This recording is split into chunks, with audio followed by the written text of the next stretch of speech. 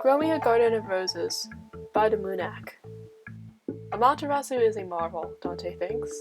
And that's pretty funny, considering that he's not the type to use fancy words like marvel. But she is one of the very few benevolent gods he's met. And the only one that doesn't look like one. In fact, she acts more like someone's spoiled dog more than anything. The first time they met, Amaterasu peed all over Dante's boots.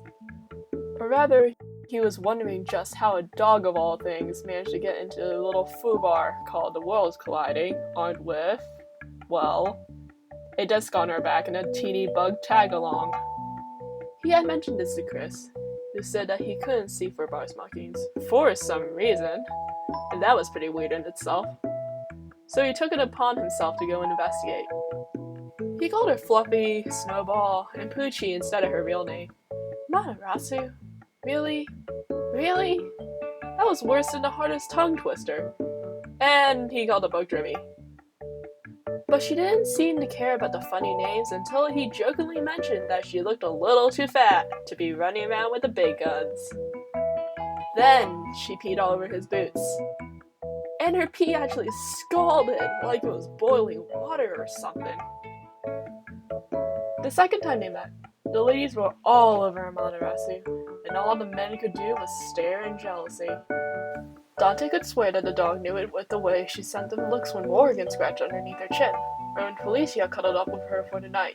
It hadn't failed to get every unrepressed guy on their camp bitchy for the whole day. Beaten by a freaking dog. The third time they met, Amaterasu saved his life by barreling right into the giant green freakazoid and siphoning electricity off the guy with the oversized mallet. Then she cleared off the group of weirdos calling themselves the Avengers on her lonesome while he and Chris stared because, holy shit, Amaterasu was actually fucking pissed. She did everything from sprout trees, to call down her own brand of lightning from the skies, to break out snowballs from nowhere, growling and snarling like a mother protecting her litter. That's when Dante was absolutely sure they weren't dealing with just some superpowered dog here. And Dante was pretty fucking sure that canines didn't roar. Cerberus sure didn't. He brought her a pizza and thanks. She never left his side after that despite her tiny bouncing friend's annoyance. She didn't even bat an eye when he told her, in a half-drunken mood, that he was a half-demon. Actually, she just stared at him. If she were human, her eyebrows would have been raised, with her legs crossed, and she'll be filing her nails with a look that said, "Tell me something I don't know." He didn't have an answer for that. Months after the little problem with the worlds colliding, she appeared on his doorstep, alone, drenched to the bone and mad at Hulk after Deadpool pissed him off. The look on her face promised lots and lots of scalding pee if he didn't let her in. So he let her in. She never left since that day. Oh sure, she disappears for a few days, but Amaterasu always comes back, sometimes with a little trinket. There was one time she came back with a pair of red glasses that were pretty much for fashion instead of function. And a time with a funny white and red scarf with a beaked hood. And yet another time with a stiletto-like blade that he never touches because he doesn't like the energies coming from it. But really, it's like she's not even interested in moving out, with the way she's act out a corner for herself in the shop, and squeezes her furry bulk beside him at night. He fucking hates seeing flowers pinning in that corner because it just clashes with all the demon skulls he got pinned up. But she just threatens him with pee if he's so much bitches about the decor. "I should make you start paying rent," Dante says one day as he tosses Amaterasu a roasted peanut. She just catches it, and he can hear it crunch loudly between her teeth, while she very obviously just ignores what he said. He tosses her another one anyway.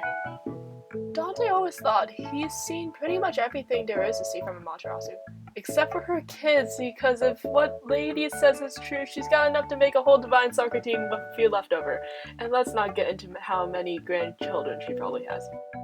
But he's dead wrong. Almost literally on the dead part. Because if there's anything that can take him down enough for him to want to sit something out, it's apparently angels. Not the weird-ass hybrid experiments from Fortuna, but actual angels running around with stolen bodies.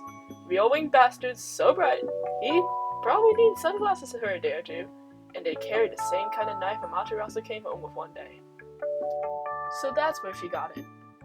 But it hurts and stings, and when you're riddled with them, moving can seem like a bad idea. Rebellion? He's so used to getting stabbed with it, he barely notices. Alistair?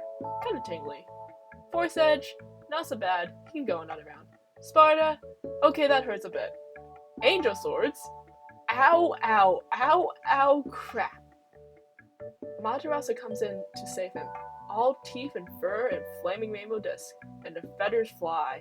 Literally. In his state, even he realizes that it's such a horrible pun. But she does rain hell on all of them when she finds him getting ganged up on the warriors of the Lord. He'll laugh, but he is pretty sure one of the blades got him in the lungs, and he'll just be spitting blood instead of laughing.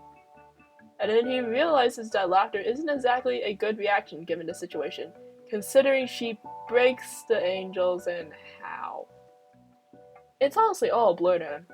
A big, howling, growling, roaring blur of white, streaked with red, and elements flying all over the place.